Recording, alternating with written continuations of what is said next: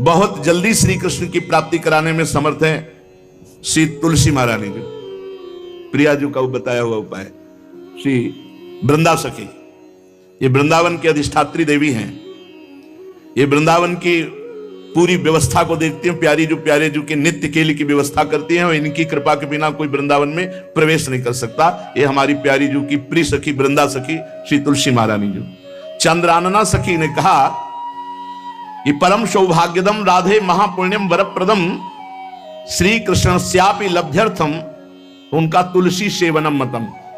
मेरे मत में यदि तुलसी जी की सेवा की जाए, तुलसी जी का यदि स्पर्श हो जाता है, तुलसी जी का नाम कीर्तन किया जाता है, तुलसी जी को प्रणाम किया जाता है, तुलसी जी का वृक्ष लगाया जाता है, तुलसी जी को जल अर्पित किया जाता है और तुलसी दल से नित्य भगवत सेवा की जाए, तो बहुत जल्दी श्री कृष्ण प्रसन्न हो जाते हैं।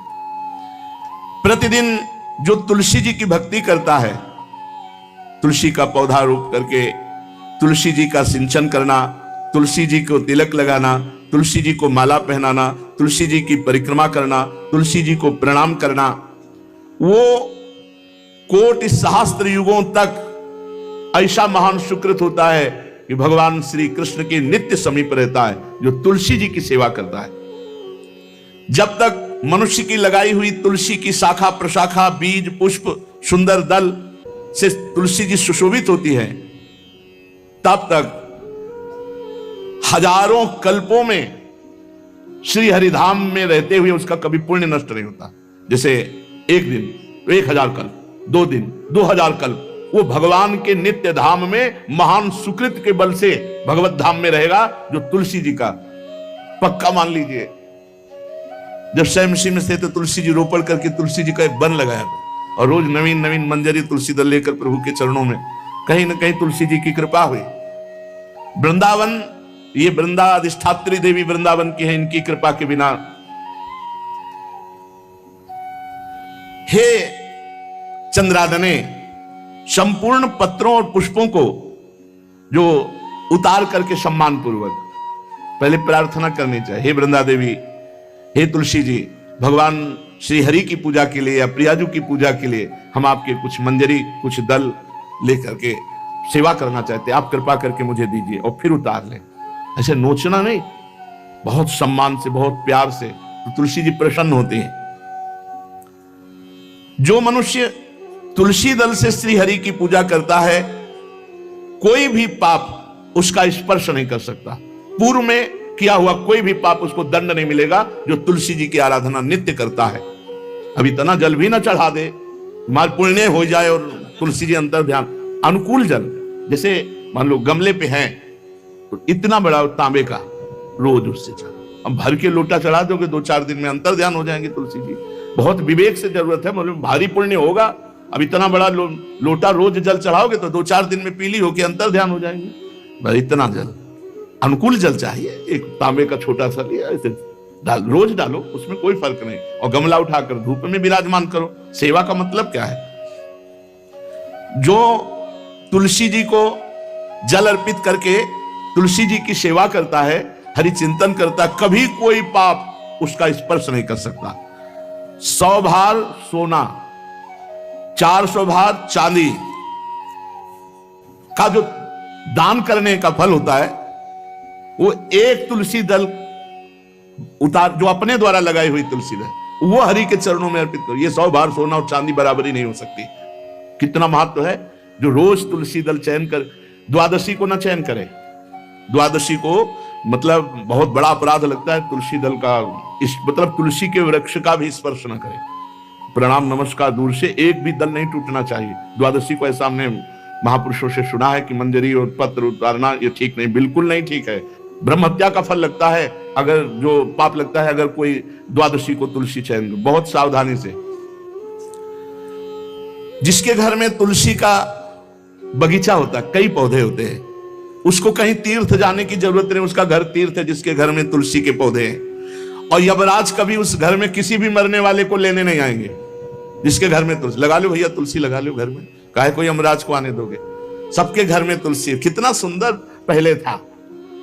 घर में आंगन होते थे, आंगन में एक बहुत बड़ा, और फिर उसमें तुलसी जी, और फिर उसमें 2-4 नर्मदेश्वर और शालिग्राम ऐसे, और फिर घर का हर व्यक्ति जल चढ़ाना, प्रणाम करना, नमस्कार करना, 4 पर। कितनी पवित्र पद्धतियां हमारी थी। जब रसोई बने पहली गाय के लिए, फिर कुछ पक्षियों के लिए, फिर कोई संत महात्मा, कोई भिक्षु, ऐसा कितना पवित्र व्यवहार।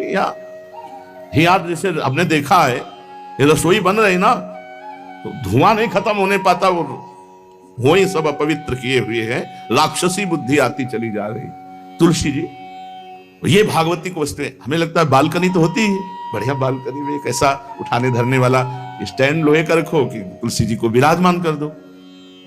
जिसके घर में तुलसी जी विराजमान होती है उसके घर में यमराज कभी नहीं जाते। जो तुलसी जी का सेवन करता है उसकी सारी कामनाएं तुलसी जी पूर्ण कर देती है। तुलसी जी को लगाना, तुलसी जी का पालन करना, तुलसी जी को सिंचन करना, तुलसी जी का दर्शन करना, तुलसी जी का स्पर्श करना, मनुष्य के द्वारा जो मन, वाणी और शरीर से पाप हो गए सबको तुलसी महारानी क्षमा कर देती है, दग्ध कर देती है। पुष्कर आदि तीर्थ, गंगा आदि परम पावन नदियां, ये सब जो स्नान आदि, अवगाहन आदि करने का फल देते हैं, वो केवल तुलसी जी घर में विराजमान है उसको फल मिल जाएगा। कितने बढ़िया। जो तुलसी जी की नवीन मंजरी प्रभु के चरणों में अर्पित करके प्रणाम करता है, वो चाहे कितना भी अपराध किए हो, वो कभी यमपुरी को नहीं देखेगा, कभी यमराज के पास नहीं जाएगा। जो मनुष्य तुलसी काष्ठ का घिसा हुआ चंदन लगाता है, उसके सारे संचित भस्म हो जाते हैं, और क्रियमाण जो वर्तमान, वो कभी उसको बांध नहीं सकते। तुलसी जी का काष्ठ का घिसा हुआ चंदन। जिसके घर में तुलसी की छाया होती है वहां पितरों को अपने आप कल्याण प्राप्त हो जाता है। जो श्राद्ध करने से लाभ मिलता है पितरों को, घर में तुलसी लगा के, जो तुलसी की छाया, बड़ा पितरों को तृप्ति मिलती है। चतुर्भुज ब्रह्मा जी सारंग धनवा श्री हरि के महामहिम स्वरूप की अनुभूति करने के लिए भी कहा है कि तुलसी जी का महान महात्मा है, अगर तुलसी जी का सेवन करे तो भगवान श्री हरि की महिमा को जान जाएगा। स्त्री हो या पुरुष, पुरुष नपुंसक नारीवा जीव चराचर कोय, सर्व भाव भज कपट तज मोहि परम प्रिय सोय। शरीर वर्दी है, हमारी पोशाक है, हम सब एक हैं, आत्मस्वरूप है, कुछ अलग नहीं है। शरीर केवल पांच भौतिक है तो सबका पांच भौतिक है, उसमें चिन्ह है स्त्री पुरुष के, बस। इसके लिए भगवान की आराधना निषेध थोड़ी है। जो स्त्री या पुरुष श्री तुलसी जी के काष्ठ के मन के बना के, जैसे छोटी कंठी या बड़ी माला धारण करता है, श्री कृष्ण उसके बस में हो जाते हैं। यह है तुलसी जी की महिमा। परम सुहाग श्री कृष्ण मिल जाते हैं, और कौन सी भी हमें उपलब्धि चाहिए। हे गोप नंदिनी, तुलसी जी का सेवन करने से श्री कृष्ण वश में हो जाते हैं। जो तुलसी की माला से नाम जप करता है, काउंटर वाली बात तो स्मृति के लिए पढ़ाई है, हम निषेध नहीं करते, नहीं बहुतों के भजन बंद हो जाएंगे, पर हम इतनी महिमा जरूर बता देते हैं कि तुलसी माला से जो नाम जप किया जाता है उससे आध्यात्मिक सिद्धि बहुत जल्दी होती है। गुरुदेव भगवान कहते जो अंगुलियों से रगड़ होती है मन का से, उसमें आध्यात्मिक ऊर्जा शक्ति तुलसी माला से। प्लास्टिक पर भाई करो, निषेध नहीं कह रहे, बंद हो जाएगा वो भी राधा राधा कहना, वो हमें बंद नहीं करना। हम कह रहे तुम जैसे बने वैसे करो, लेकिन माला का बहुत बड़ा प्रभाव है। तुलसी परम पवित्र भगवान श्री हरि की प्रिया, और उनके काष्ठ को जब हम ऐसे ऐसे नाम के साथ, तो विशेष ऊर्जा शक्ति, आध्यात्मिक शक्ति हमें जागृत होती है। हो सके जिनको ऐसा बन सके तो छोटी एक वो आती है सुमिरनी, उसको रख लो, अपनी जेब में रख लो, उससे करो। और नहीं है तो भैया तुम इसी से करो, नाम जप करो, भाव को भाव न खालसो, नाम जपत मंगल दिस दसो। सुंदर सुंदर तुलसी जी के वृक्षों के समीप बैठ करके जो अनुष्ठान किया जाए वो बहुत लाभदायक। श्रीमद् भागवत का, गोपाल सहस्त्र नाम का कोई भी पाठ तुलसी जी के समीप विराजमान करके किया जाए। आचार्य को बुला करके तुलसी पूजन करना चाहिए। विविध प्रकार के अनुष्ठान, अरे तभी तो सब मंगल होता है। पहले था, हमने देखा है, 4 बजे माताजी दरवाजे के सामने लीपती, रोज का काम। जो पुराने घरों में देहरी के आगे आके 4 बजे लीप करके वहां अपना चौक पूर के दीपक जला, मतलब क्या पवित्रताएं थी, क्या मंगल था। जब किसी को निमंत्रण दिया जाता था सबके पैर धोए जाते थे, सुंदर बिछौना बिछा करके और उसमें बैठकर पत्तल और रज के सकोरा कुल्हड़ ऐसे भोजन पाया। कितना पवित्रता, जो हमारी पूर्व पवित्रता थी, धोती कुर्ता चोटी पवित्रता। मान लो अगर बाहर जा रहे तो पैजामा कुर्ता, ऐसे बहुत पवित्र पोशाकें थी, पवित्र आचरण थे, पवित्र खान पान था। घर में जाओ तो एक पवित्रता, एक किसी भी घर में ऐसा नहीं था कि देव मूर्ति न विराजमान हो, किसी भी घर में ऐसा नहीं था तुलसी जी विराजमान न हो, 1-2 गाय जरूर होती थी, पवित्रता। अब तो बड़ा विचित्र, ये भारतीय गौएं जो श्वेत रंग की, जो अरुण रंग की, जो सींग वाली हैं, वो उनका आप दुग्ध देखिए, दूध रख दीजिए, स्वर्णिम कांति छाई मिलेगी। ये हमारी भारतीय पद्धति है, हविष्यान्न, इससे देवताओं का, भगवान का, सबका अभिषेक पूजन होता है। शुद्ध गाय जो हमारी भारतीय है, तीला है उसके जैसे निकला हुआ, वो भगवान ने सेवा की है। हमारे गोविंद भगवान का नाम ही गोविंद, गौओं के इंद्र। भगवान सुबह से निकल जाते थे, शाम तक गौओं को चराते थे। बड़ा असत्य और सत्य का विवेक होने पर साधक को संसार की तरफ से वैराग्य होने लगता है और उसका भजन पुष्ट होने लगता है। और जहां भजन पुष्ट हुआ तो नित्य निरंतर अपने चित्त में भगवान वासुदेव को देखने लगता। चित्त के अधिष्ठात्र देवता भगवान श्री कृष्ण है, वासुदेव। जब चित्त शुद्ध हो जाता है, उसकी पहचान है, न कोई अपना लगता है न कोई पराया लगता है, सब भगवत स्वरूप लगते हैं, अपना पराया का भेद मिट जाता है। जब चित्त शुद्ध होता है तो किसी भी पदार्थ के भोगने की इच्छा उसमें नहीं रह जाती। जब चित्त शुद्ध होता है तो उसका अनुराग केवल परमात्मा और महात्मा में होता है, पूरे संसार में कहीं होता ही नहीं। ये चित्त शुद्धि का लक्षण है। चित्त शुद्धि का उपाय विवेक और निरंतर नाम जप। चित्त शुद्धि का लक्षण राग द्वेष का अभाव, ना कोई अपना ना कोई पराया, और किसी भी विषय भोगने की इच्छा ही नहीं, आसक्ति तो सिर्फ परमात्मा में या महात्मा में। ये राग द्वेष किसे कहते हैं महाराज? जिस मनुष्य के, जिस पदार्थ के, जिस स्थान की ऐसी आसक्ति हो जाए कि इसके बिना जिया नहीं जा रहा, उसे राग कहते हैं। जैसे मां में राग, पिता में राग, पत्नी में राग, पुत्र में राग, धन में राग, मकान में राग, शरीर में राग, बहुत समझना चाहिए हमारा राग हो गया, जिसका बार बार स्मरण आए और बार बार खिंचाव हो हृदय से। जो हमारे ध्यान पथ में प्रभु की शिवा और आ रहा है, वो सब राग का ही किया कराया खेल है। द्वेष, इसमें मूल राग है, जिससे राग होता है उसी से द्वेष होता है। राग नहीं होगा तो द्वेष होगा ही नहीं। जब वो हमारे प्रतिकूल चलने लगता है तो द्वेष हो जाता है। प्रतिकूल पदार्थ, प्रतिकूल वस्तु, प्रतिकूल व्यक्ति, तो हमारा द्वेष हो जाता है। यही राग द्वेष जीव के जन्म मरण की श्रृंखला है और इसका मूल कारण देहाभिमान, अहंकार है। महाराज, साधक को समय किस प्रकार बिताना चाहिए? सबके लिए एक जैसा उपदेश नहीं होगा। पूज्य बाबा बोल रहे हैं, जो गुरु के पास रहते हैं उनको सब समय गुरु की सेवा में लगाकर भगवत स्मृति युक्त जीवन व्यतीत करना चाहिए, और जिनको गुरु का सानिध्य नहीं मिला उनको भजन में अधिक समय लगाना चाहिए। यदि गुरुदेव सेवा के लिए आदेश करें, वही सबसे बड़ा भजन है। यदि वो कह रहे हैं कि बैठकर भजन करो, तो अधिक समय भजन में लगाना चाहिए। अगर गुरुदेव सेवा, तो फिर सेवा ही भजन है।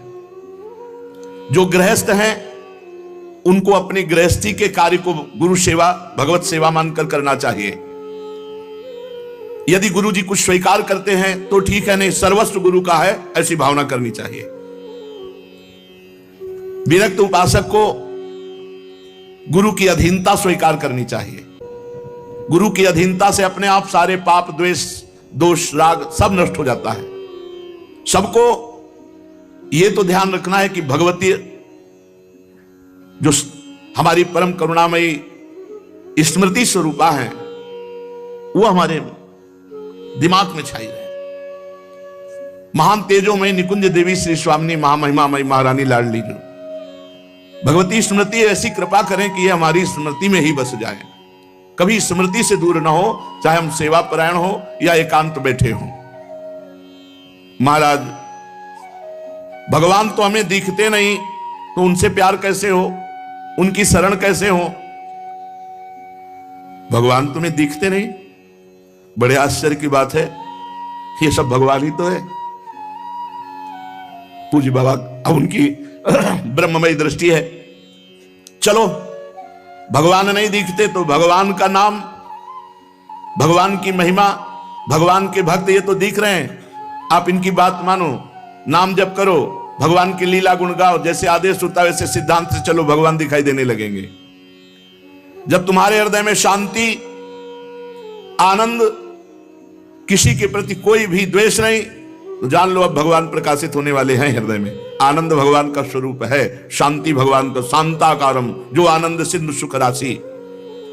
जो भगवान को देखा नहीं और भगवान की शरण होकर नाम जप करते हैं, भगवान बहुत रीझ जाते हैं उनसे, वो तो देख ही रहे ना।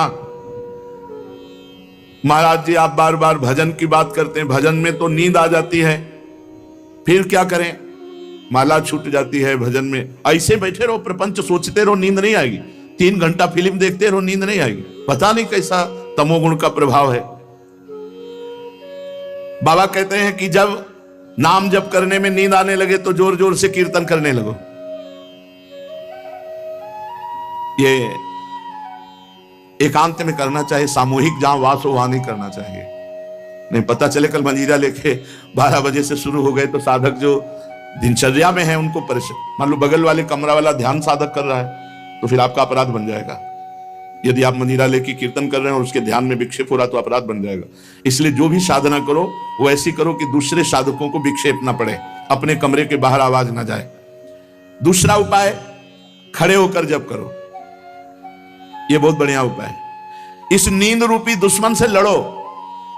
ये खड़े होकर भजन करने का अभ्यास गायत्री अनुष्ठान में, नैष्ठिक ब्रह्मचर्य में, क्यों नई अवस्था में नींद ज्यादा सताती है। तो झोपड़ी थी तो खड़े होकर ऐसे झोपड़ी का ऊपर एक रस्सी ऐसे डाल लिए थे और ऐसे पकड़ लेते, कभी एक पैर के बल खड़े है, कभी बाएं पैर, फिर उठा लिया दाएं पैर, और मंत्र में एकाग्रता पूरी जपते हुए बहुत अच्छा लगता। 5-5, 6-6 घंटे, क्योंकि गायत्री का 24 लाख गायत्री का एक पुरस्चरण होता है। भक्त को चाहिए किसी भी स्थिति में भजन के समय में नींद ना आने पावे। बहुत लड़ना पड़ता है नींद से, बहुत लड़ना पड़ता है, एकदम गुस्सा जाते हैं। जैसे बड़ी सावधानी से जप रहे हैं, पता नहीं कब गोल हो गए, माला छूट गया। जब देखा माला छूट गया तो एकदम गुस्सा, अब पूरा माला गया, अब फिर एक से शुरू करना पड़ा। जैसे मान लो आप 99 मनका पे पहुंच चुके हैं और आपका छूट गया तो अनुष्ठान में नहीं माना जाएगा, फिर वहीं से शुरू करो एक से। ये नहीं कि कहीं से भी पकड़ लो वैसे शुरू करो, ऐसा नहीं। जब अनुष्ठान किया जाता है तो अगर जितने पे छूटा, अब ये काउंटर दिखाने थोड़ी चलो, काउंटर आज चला है काउंटर में क्या है कि जितना करो उतना छोड़ दो। हमने गुरुदेव भगवान से, ये तो अभी कुछ समय से चला है, ये तो दिखाई नहीं दिया, पहले कभी दिखाई नहीं दिया, अब तो नई रचना है। नहीं तो छोटा माला वो, हाँ सुमेरनी जिसे, और बड़ा माला, ये 2 ही थे चलाने के लिए। अब ये काउंटर भगवान की कलयुग महाराज की कृपा से आ गया है कि चलो माला नहीं तो इसको अपना पहन। माला से लोगों को शर्म भी लगती है, पूरा माला डाले ऐसे, बोले भगत बनता है, इसमें अंगूठी की तरह पहने अपना। बढ़िया है, बढ़िया है, बहुत बढ़िया है। किसी तरह भगवत स्मृति, भगवान नाम जप हो रहा है बहुत, पर इसमें यह सुविधा है कि 50 में छोड़ दिया, छोड़ दिया। माला में नहीं छोड़ सकते, यदि अनुष्ठान चल रहा है तो आप बोल नहीं सकते, छोड़ नहीं सकते। मान लो आप 107 में पहुंच गए और आपने छोड़ दिया तो नहीं माना जाएगा, फिर एक से शुरू करो। अब जैसे आप माला जप रहे हैं गुरु मंत्र की, तो बीच में गुरु मंत्र की माला जपते हुए बोलना नहीं है। जो जैसे 11 माला का अनुष्ठान दिया गया उसमें बोलना नहीं, अगर बोला तो जहां से बोला वो फिर वहां से कैंसिल, फिर वहां से शुरू करो। या फिर उसकी पद्धति है, उस माला को ऐसे करके निकाल के मन का रखो, आचमन करो, भगवान से प्रार्थना करो, अत्यंत आवश्यक होने पर बात करो, फिर प्रणाम करो, फिर उसके नीचे वाली मनका से, जहां से रखा है नीचे वाली मनका से शुरू कर दो। ऐसे नहीं कि ऐसे खड़े बात कर रहे हैं फिर घुमा रहे हैं, तो क्या फर्क पड़ता है दिमाग में, क्या फर्क पड़ता है, कौन सा परिवर्तन हो रहा है? जो हमारी वैदिक सिद्धांत पद्धति है उसी से लाभ प्राप्त होता है। महाराज जो नींद है उससे लड़ना पड़ता है, भजन करना बहुत ऊंची बात है, इसलिए हमको खड़े हो जाना पड़े, टहलना पड़े, हमें नाम जप करना, हमें मंत्र जप करना, उस समय नींद नहीं आनी चाहिए। अभ्यास बहुत बड़ी ताकत होती है। आंख मूंद के ठीक लक्ष्य पे गोली मार दे जिसका अभ्यास है, और अपने अभ्यास नहीं किए तो कुछ नहीं होने वाला। अभ्यास योग युक्तेन चेतसा नान्यगामिना। आज भी वही दिनचर्या है जो बाल्यावस्था से गुरुजनों ने सिखाई थी, वैसी दिनचर्या। राधे कृष्णा, राधे राधे, कृष्णा कृष्णा हरे हरे, राधे।